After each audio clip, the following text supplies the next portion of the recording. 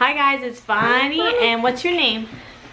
Marilyn. And this is Mrs. Mom's Homeschool, and welcome back to our channel. Today we are going to teach you toddler and preschooler discipline using the timeout method.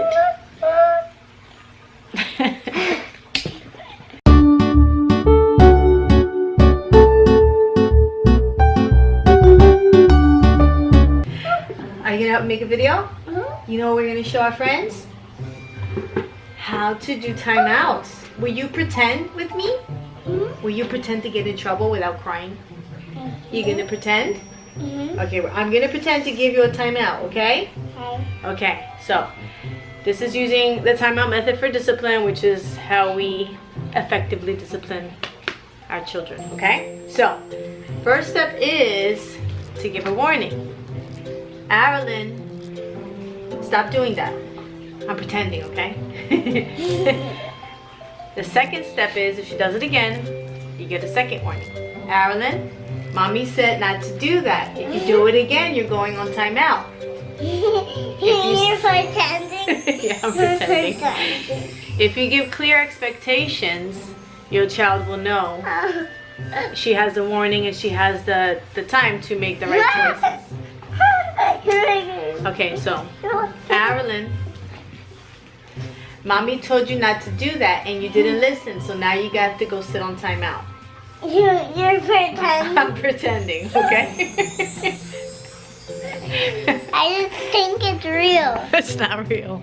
So the first thing you're going to do is take any toys from the child, because timeout is not supposed to be fun, so there's no playing. You're also not going to talk to her the entire time she's in timeout. The siblings are not to talk to her. No one's allowed to talk to her.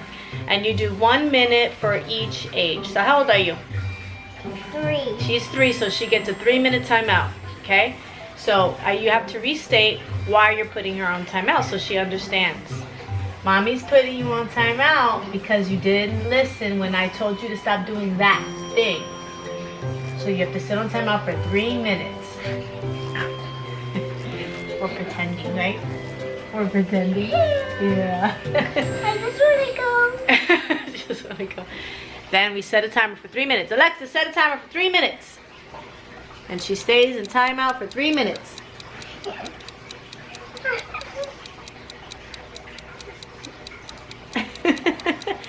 So then you're going to stand her up and you're going to reiterate why you put her on timeout and have her apologize to you or to the person she offended.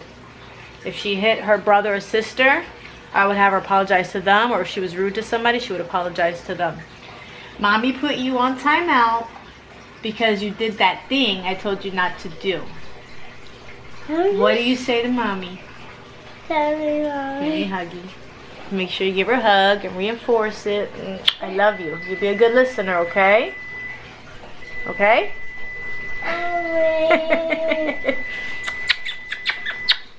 And then you move on. It's over. It's done. You move on. You forget about it. It's done. It's over with. And you move on with your day.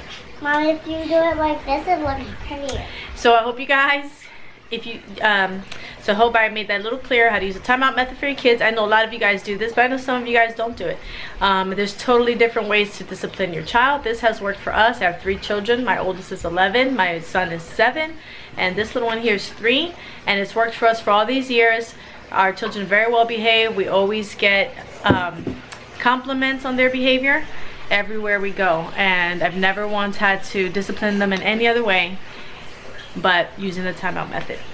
So how do you guys discipline your children? Leave a comment below. And if you like this video, hit the like button. And don't forget to subscribe. And thanks for watching.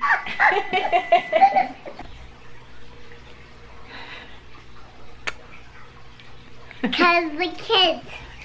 Because the kids? Yeah. What about the kids? The kids are on your camera. Okay.